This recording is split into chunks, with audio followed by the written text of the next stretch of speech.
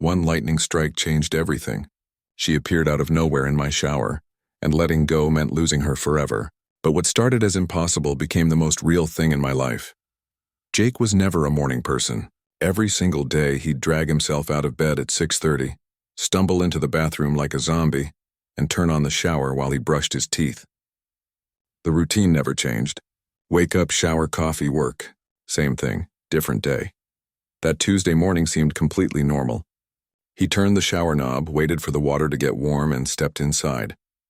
The steam was just starting to fill up the small bathroom when something weird happened. The air around him started to shimmer, kind of like when you look at the road on a really hot summer day and everything gets wavy. Jake rubbed his eyes, thinking maybe he was still half asleep. But when he opened them again, there was a woman standing right there in his shower. Right there, in his shower. With him. She was fully dressed in a green jacket, hiking boots, and a backpack that was now completely soaked under the running water. Her dark hair was plastered to her face and her eyes were wide with absolute terror. For a few seconds, neither of them could move. They just stood there frozen, staring at each other like two people who'd just seen a ghost. The woman's eyes darted from his face down and back up again, not in a creepy way, but like she was trying to figure out if he was dangerous, like she was sizing up the situation, calculating whether she needed to run or fight. Jake's brain finally kicked into gear. He grabbed the shower curtain and yanked it around himself, pressing his back against the cold tile wall. "Who are you?" he practically shouted. "How did you get in here?" "My door was locked." The woman held up both hands, palms out, like she was trying to calm down a scared animal. Water dripped from her fingertips. "I don't know," she said, and her voice was shaking so badly he could barely understand her. "I swear I don't know how I got here." "What do you mean you don't know?" Jake's heart was pounding so hard he could hear it in his ears. "Did you break in? Are you some kind of stalker?" No, nothing like that." She was trembling now from cold or fear or both. "I was hiking. I was on a mountain trail in Colorado and there was a storm. Lightning struck right next to me and then I was here." "I don't understand what happened." Jake stared at her. "Colorado, that was hundreds of miles away." This didn't make any sense. None of this made any sense. "That's impossible," he said. "I know," she whispered. Tears were starting to mix with the shower water on her face. "I know it's impossible, but it happened." They stood there in that tiny bathroom, the shower still running, both of them soaking wet and completely confused. Jake's mind was racing. Should he call the police? Was this woman dangerous? Was she having some kind of mental breakdown? But looking at her face, seeing the genuine fear and confusion there, he couldn't help but believe that she was just as shocked as he was. "Okay," he said slowly, trying to think clearly despite the insanity of the situation. "Okay, just stay there. Don't move. I'm going to get dressed and then we're going to figure this out."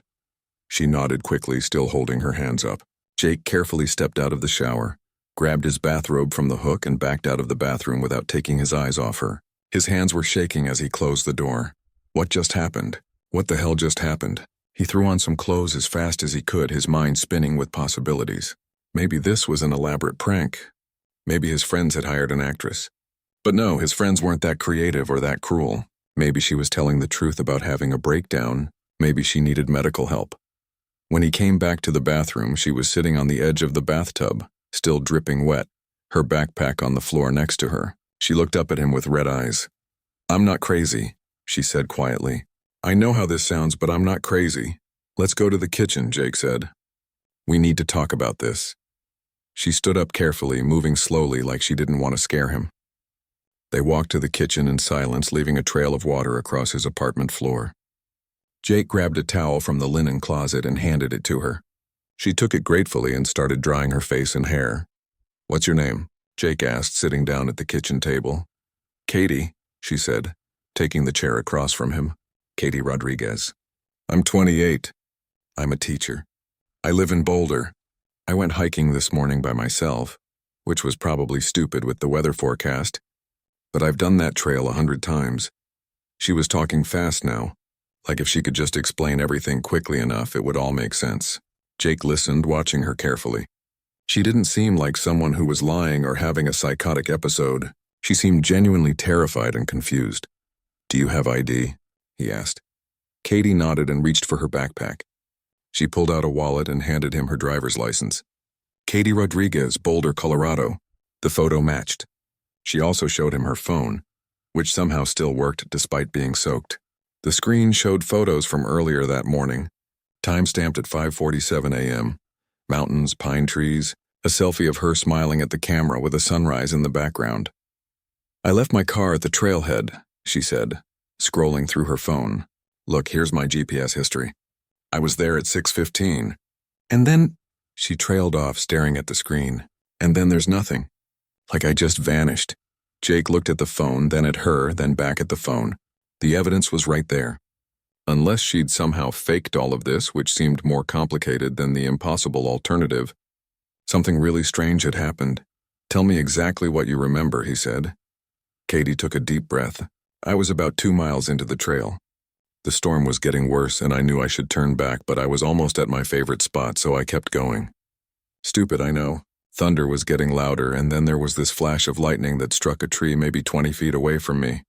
She wrapped the towel tighter around her shoulders.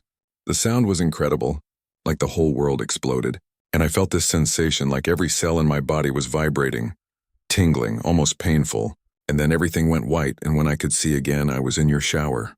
That's it. That's everything I remember." Jake ran his hands through his hair. This was insane. Absolutely insane. But he'd seen her appear out of nowhere. He'd been standing right there when the air shimmered and she just materialized. "I should call someone," he said. "The police or a hospital or something?" "Please don't," Katie said quickly. "Not yet. Just think about it. If I go to the hospital and tell them I teleported from Colorado to wherever this is, they'll put me in the psychiatric unit. And the police? What would you even tell them? That a woman magically appeared in your shower? They'd think we were both crazy."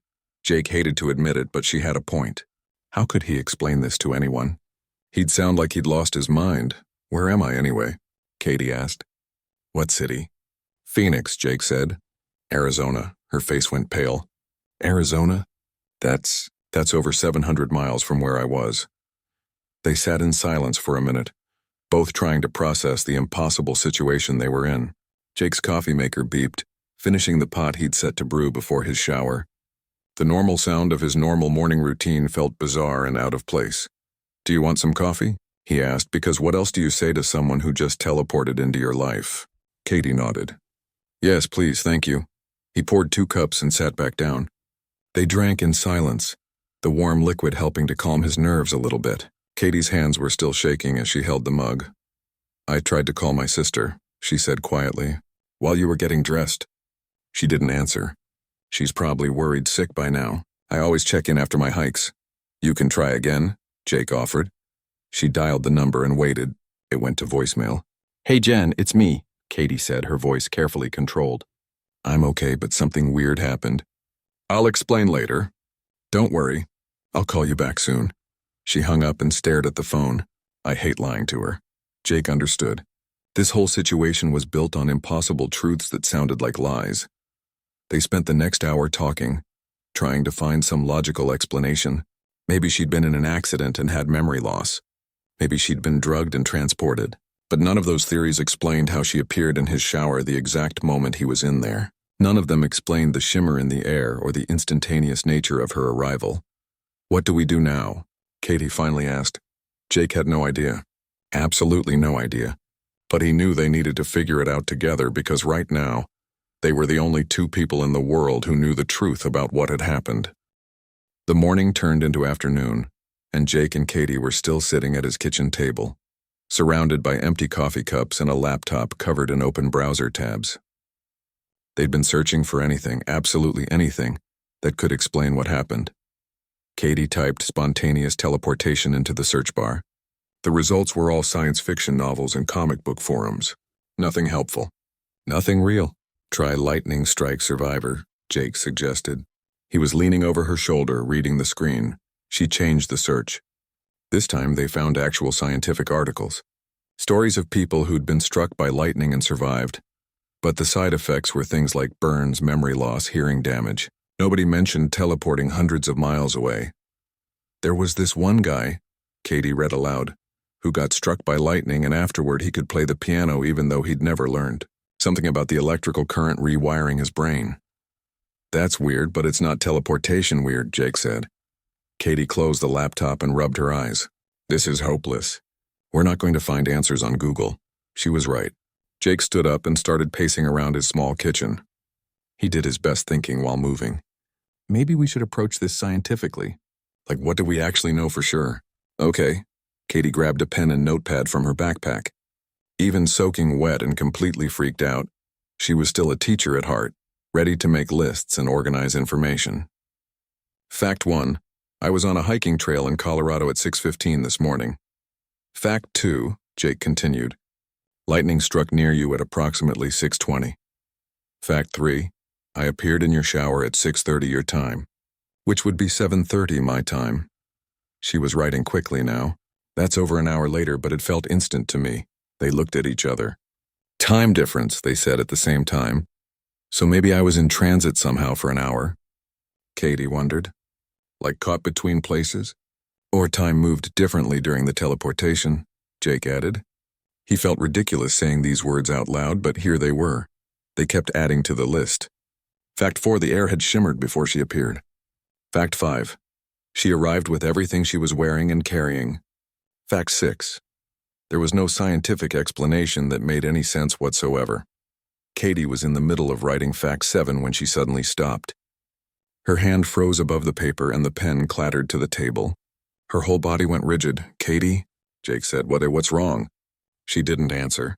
Her eyes were wide, staring at nothing, and then Jake saw it, the same shimmer from that morning. The air around her started to ripple and wave like she was turning into a mirage. Katie. He grabbed her shoulder without thinking.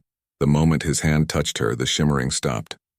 Just like that, she gasped and nearly fell out of the chair. Jake kept his hand on her shoulder, afraid to let go. What was that? He asked, his heart racing again.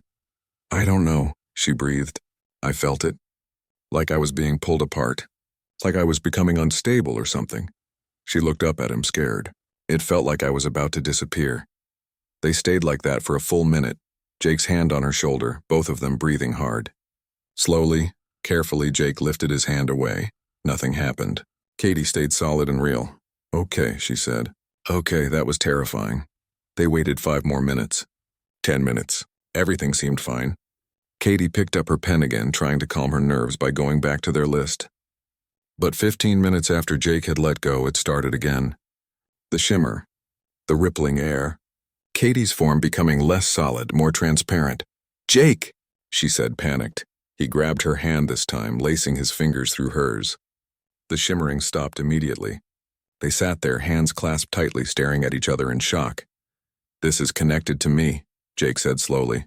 You appeared near me, and now physical contact with me stops whatever this is. Katie squeezed his hand. Don't let go. Please don't let go. I won't, he promised. They tested it carefully over the next hour. Every time they broke contact for more than a few minutes, the shimmering would start. And every time Jake touched her anywhere, even just their fingertips, it would stop.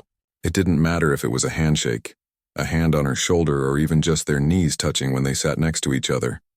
As long as they were in physical contact, Katie remained stable. This is a problem, Katie said quietly. They were sitting on Jake's couch now, his arm around her shoulders because it was more comfortable than holding hands. A really big problem. Yeah, Jake agreed. He'd been thinking the same thing. I have a job.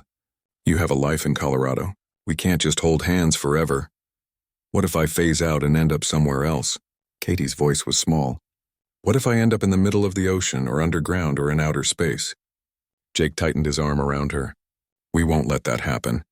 But how could he promise that? They barely knew each other.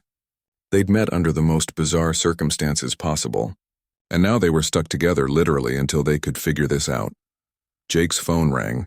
His boss, he'd completely forgotten about work. I have to answer this, he said. Don't let go, Katie reminded him. He kept his left arm around her while he answered the phone with his right hand. Hey, sorry, I should have called. I'm not feeling well today. Need to take a sick day. His boss wasn't happy, but Jake managed to end the call without raising too many questions. He'd never called in sick before. He had plenty of sick days saved up. But he couldn't exactly explain the real reason he wasn't coming in. I should tell my sister the truth, Katie said after he hung up. She deserves to know. Will she believe you? Katie thought about it. Jenny's pretty open-minded. and she knows I wouldn't lie about something serious. She called her sister again, this time on speakerphone, with Jake's arm still around her. Jenny answered on the second ring, sounding worried and a little angry. "Katie, where have you been? I've been calling and texting. The ranger station said your car is still at the trailhead, but nobody's seen you." "Jen, I need you to listen to me," Katie said. Something really strange happened. She told her sister everything. The lightning, the teleportation, Jake's shower, the shimmering, the need for physical contact. Jake could hear the silence on the other end of the phone getting heavier and heavier. "Katie," Jenny finally said, "are you okay? Like, mentally okay? Do you need me to come get you?" "I'm not having a breakdown," Katie insisted. "I know how this sounds, but it's real. Let me talk to this Jake person." Katie handed him the phone. Jake cleared his throat. "Hi, this is Jake Peterson. I'm a software developer. I live alone. I have no idea what's happening either, but your sister appeared in my shower this morning and I saw it happen." "This is insane," Jenny said. "I know," Jake agreed. "But it's true. Katie's safe with me. I promise I'm not holding her against her will or anything. We're just trying to figure this out." They talked for another 10 minutes, with Jenny asking pointed questions and Jake answering as honestly as he could. Finally, Jenny seemed to accept that whatever was happening, Katie was at least physically safe. "I'm booking a flight to Phoenix," Jenny said. "I'll be there tomorrow." After they hung up, Katie leaned her head against Jake's shoulder. "Thank you for backing me up. We're in this together now," he said. And he meant it. That night was strange. They ordered pizza for dinner, eating side by side on the couch. Jake had to call the delivery guy and ask him to leave the pizza at the door, because having a stranger see them sitting there pressed together would raise too many questions. As it got later, they faced another problem: sleep. They both needed it. But how could they sleep while maintaining contact? "We could sleep in shifts," Katie suggested. "One person sleeps while the other stays awake and keeps a hand on them." It wasn't ideal, but it was the best option they had. Jake set up the couch with blankets and pillows. "You sleep first," he said.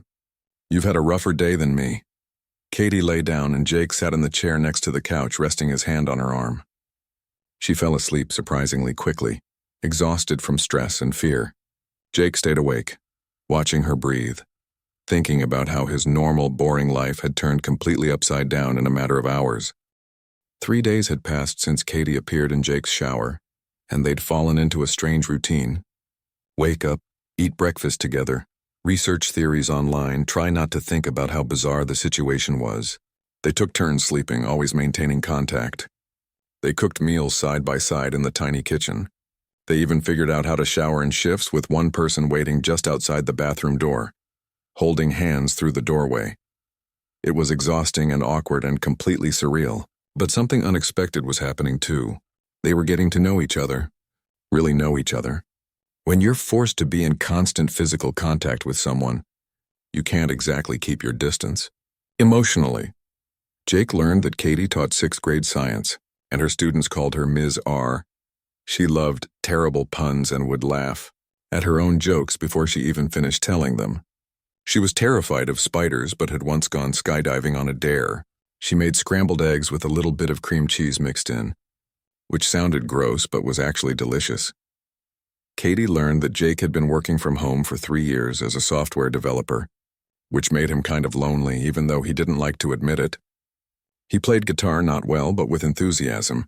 He had a collection of over 200 vinyl records that he'd inherited from his grandfather. He could recite entire episodes of his favorite TV shows from memory. On the 4th morning, Katie was sitting at the kitchen table with her laptop while Jake made coffee. They were connected by him resting his hand on her shoulder, something that had become natural by now. "I think we should try calling a doctor," Katie said, "or a scientist. Someone who might actually understand this."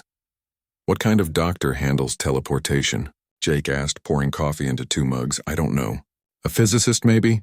Katie was searching online. "There has to be someone who studies weird phenomena. Paranormal researchers? No, that sounds too much like ghost hunters." Jake set her coffee down and moved his hand from her shoulder to the back of her chair so she could type with both hands. "What about universities? They have research departments." "Good idea." Katie started searching for physics departments at major universities. We need someone who won't immediately think we're making this up.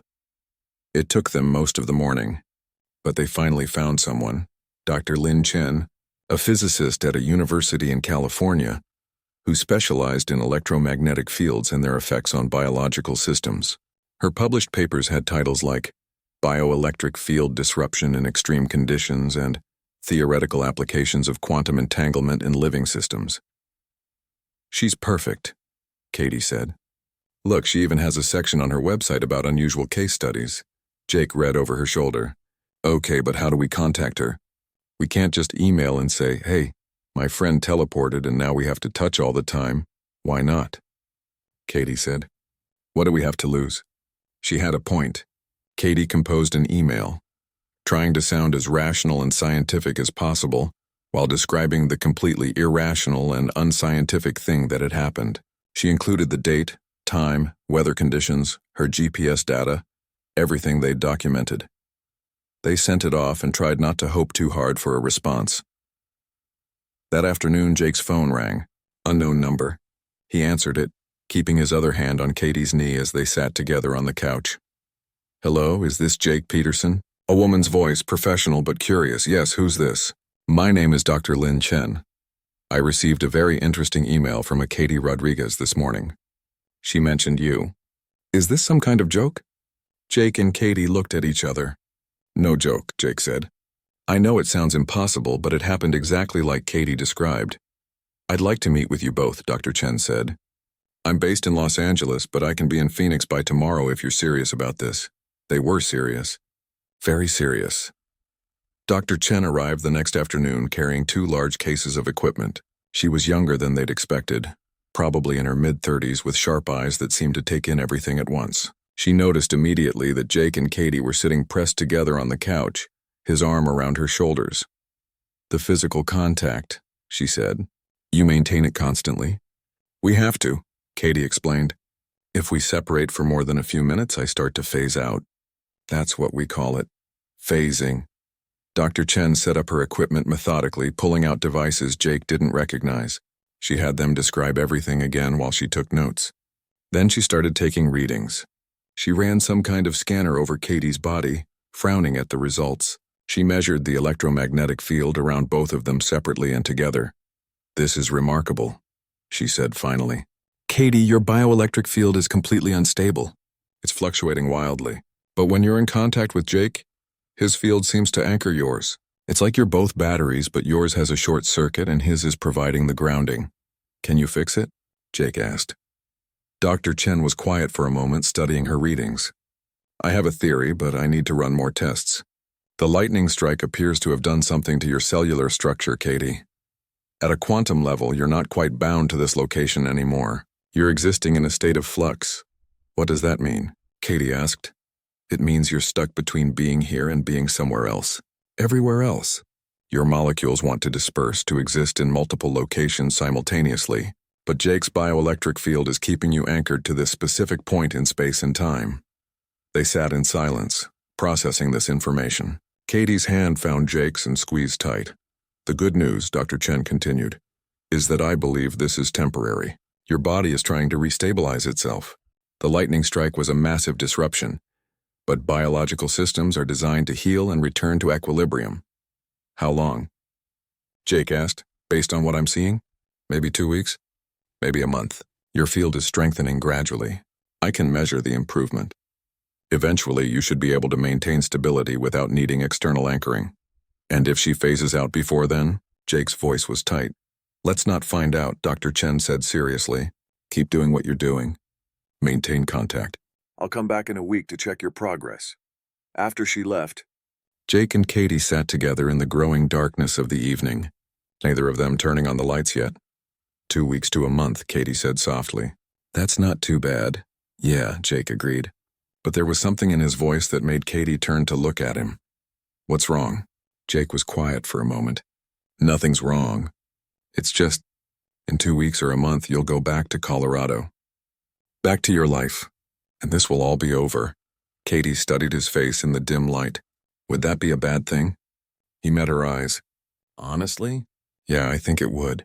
Something shifted between them in that moment. They'd been thrown together by impossible circumstances, forced into constant proximity by physics and fear. But somewhere along the way it had become something else, something neither of them had expected. "I like being here," Katie admitted. "With you. Not the teleportation part, or the constant fear of phasing into another dimension, but the rest of it. I like talking to you. I like learning about your music collection. I like how you make up funny voices for the people in TV commercials." Jake smiled. "I like when you tell me about your students, and how you get excited about science stuff, and your terrible puns." "My puns are excellent," Katie protested, but she was smiling too. They were sitting close, closer than strictly necessary for maintaining contact. Jake's hand came up to tuck a strand of hair behind her ear. Katie's breath caught. "Is this weird?" Jake asked quietly. "Given the circumstances?" "Everything about this is weird," Katie pointed out. "But that doesn't make it wrong." When they kissed, it felt like the most natural thing in the world. Like maybe the universe hadn't made a mistake after all. A week and a half had passed since Dr. Chen's first visit, and life had settled into a new kind of normal.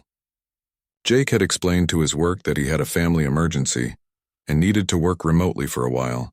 Katie had called her principal and taken an emergency leave of absence. Jenny, Katie's sister, had visited for 3 days and, despite her initial skepticism, had become a believer after seeing the phasing phenomenon with her own eyes. The apartment felt different now. Katie's things were mixed in with Jake's, her books on the shelf next to his records, her hiking boots by the door, her terrible instant coffee that he pretended to hate but secretly didn't mind. They'd stopped treating it like a temporary situation and started treating it like their life. They'd developed systems for everything. Jake had learned to code one-handed with his other hand holding Katie's.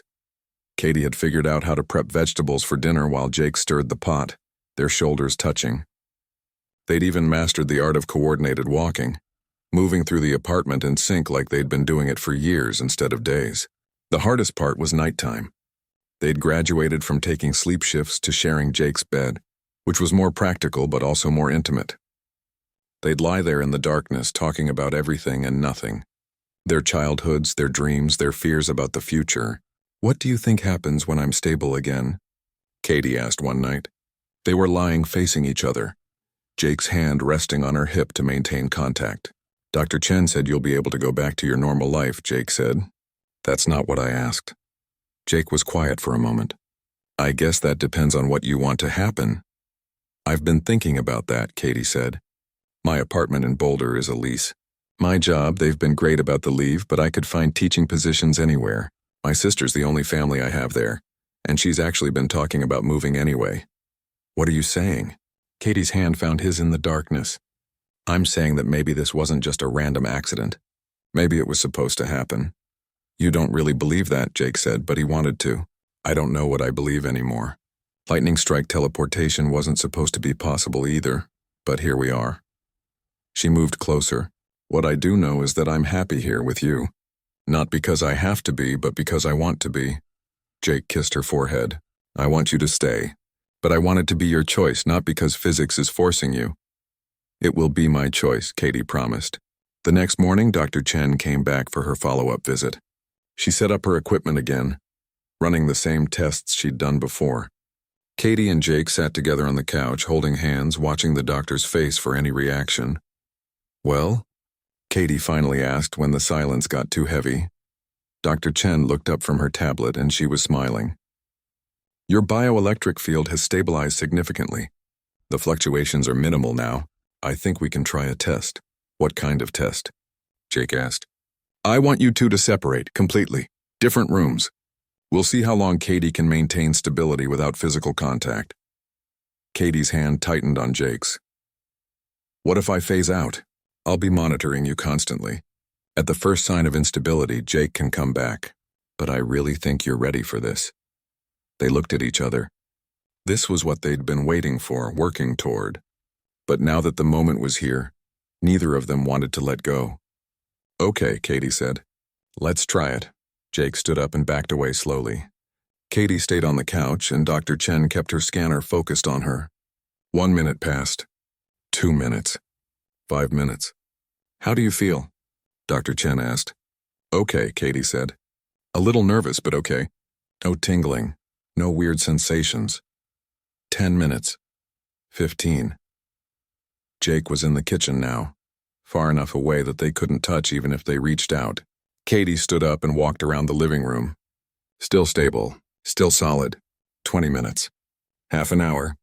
I think we can call this a success, Dr. Chen said, still watching her readings. Katie, your field is holding steady. You're grounded again. Katie should have been happy. This was good news. Great news.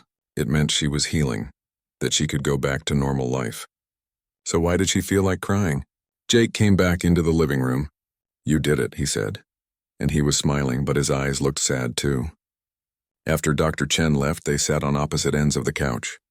It felt wrong. The space between them felt like a canyon. We don't have to sit apart, Jake said. I know, but we can now. That's the point, right? Katie pulled her knees up to her chest. In a few days, maybe a week, I'll be completely stable. I can go home. Is that what you want? Katie looked at him, really looked at him. The man who'd let a stranger stay in his home, who'd held her hand through panic attacks and phases, who'd learned to do everything one-handed just to keep her safe.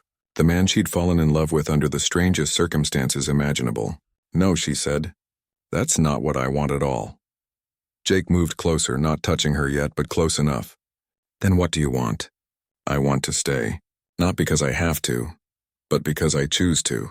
I want to see where this goes when it's not about physics and survival. I want to date you properly, go to restaurants, hold hands because we want to, not because we have to. I want that too, Jake said. So much. Katie reached out and took his hand, and this time it felt different. Not necessary. Not desperate. Just right. Over the next few days, they tested the limits of Katie's new stability. She could go to the grocery store alone.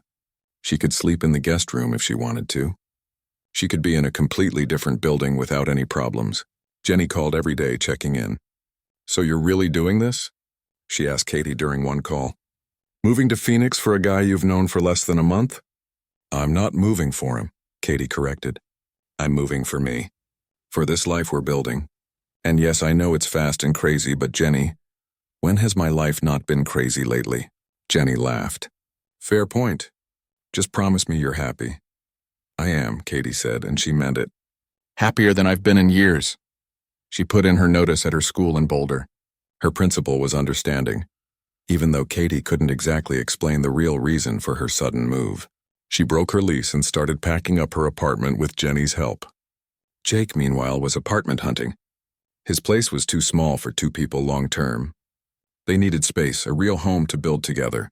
One evening, about 3 weeks after Katie had first appeared, they were cooking dinner together. But this time they weren't touching by necessity. Jake was at the stove. Katie was chopping vegetables across the kitchen. They moved around each other naturally, comfortably, like dancers who knew each other's steps. How does this feel? Jake asked. Having space again? Katie set down her knife and walked over to him. She wrapped her arms around his waist from behind, pressing her cheek against his back. Space is overrated, she said. Jake turned in her arms and kissed her. I love you, he said. The words came out easy, natural, like they'd been waiting to be said. I love you too, Katie replied. Even if the universe had to literally teleport me into your life to make it happen. Best shower interruption ever, Jake said. And Katie laughed, the sound filling their kitchen, their home, their strange,